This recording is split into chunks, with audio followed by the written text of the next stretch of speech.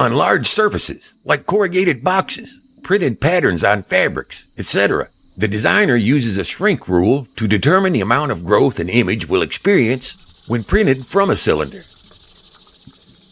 I don't want to die, Morno. Not like this. Carla watched the gator sling a hunk of bone across the room toward her in his effort to masticate it into submission.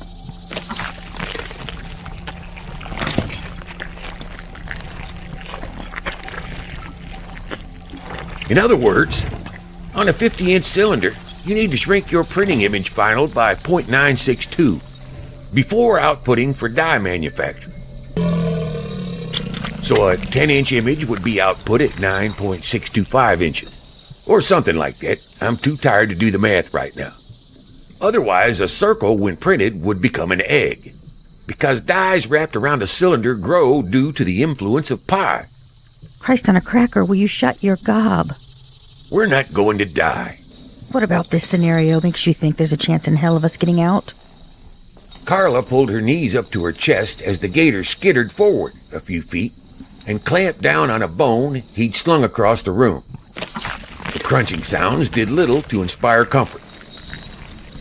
The animal had managed to finish off its bovine appetizer and was presently feasting on the midsection of another deer. Okay, you want the truth?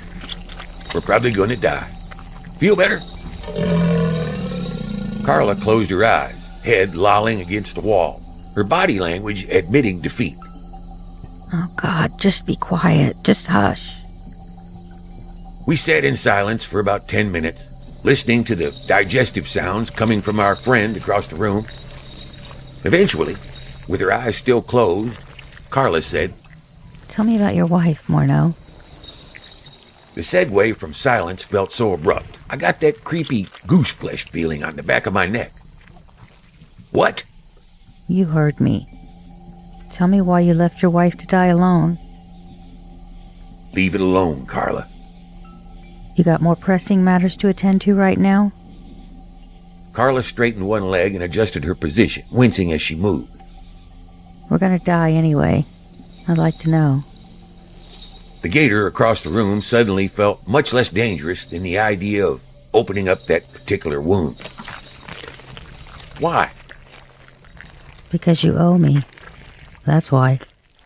Carla stated it with such conviction, my blood pressure instantly shot up. I don't owe you shit, woman. All right. You owe her then.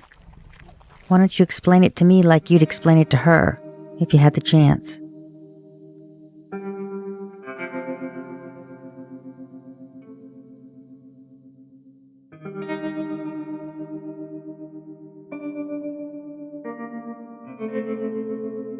I left my wife 2 weeks before she died of brain cancer.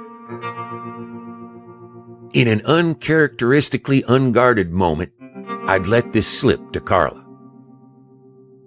I never went into details, mainly because at the time, my reason for telling her was to blunt the pain she was feeling about her own perceived shortcomings.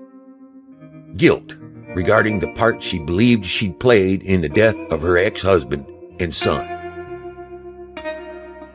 Sometimes, to show someone how guilty they aren't, you have to give them a taste of what true shame looks like, up close. Marjorie and I married late in life. By the time we met, I was working on a moderate drinking habit and had written 4 pulp detective novels in my spare time when I wasn't doing PI work. She was the head librarian at a small local library, and we struck up a casual friendship over the course of a year I'd spent among the stacks doing research. Conversationally, she was one of those extremely intelligent few who made their aptitude appear effortless. She also understood exactly who I was and was not, and wasn't dissuaded by my many flaws.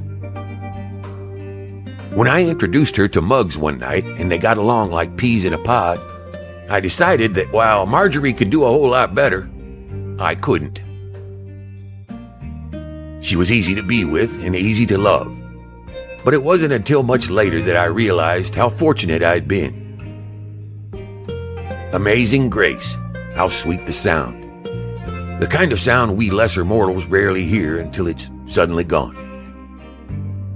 We'd logged in just shy of 15 good years when she was diagnosed with a rare form of cancer. It's not important that you know the technical diagnosis, but here it is. Stage 4 mixed glioneuronal neoplasm, malignant. Strange how a single doctor's appointment to address symptoms as banal as headaches and dizziness can result in months of radiation, chemotherapy, and eventually surgery, all of which my wife handled as if it was yet another task in her day to be completed, while I stayed at work later and later, drank more, and did my best to pretend none of it was happening. When she had the stroke, Marjorie's personality swung in the other direction. My immediate reaction was relief. Relief every time she raved that I should have the cancer and not her. Relief when she went into blind rages over everything. Relief that the fear I knew she must have felt was now fueled by anger, because that's easier to deal with than sadness or fear.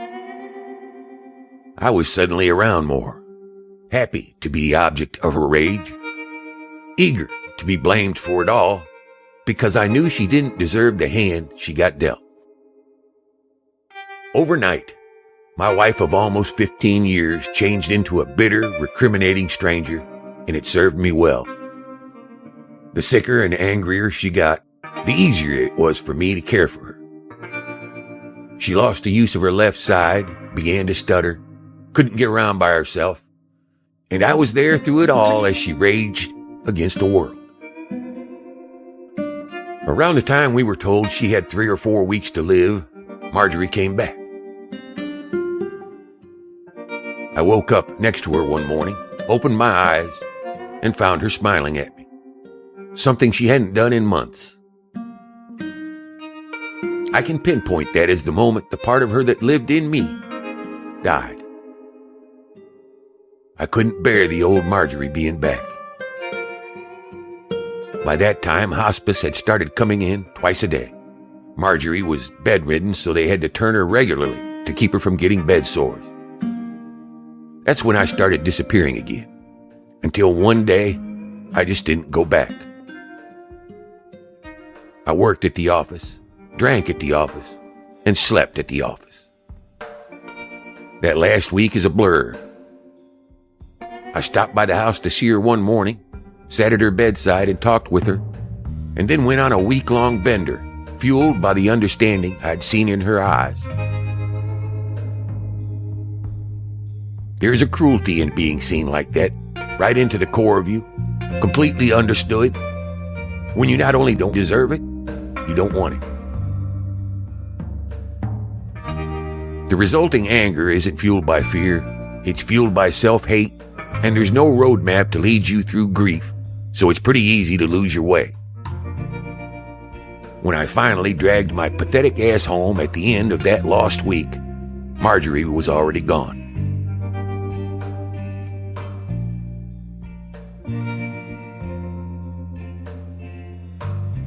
When I finished telling her the story, Carla whispered my name with enough pity in her voice to set my teeth on edge.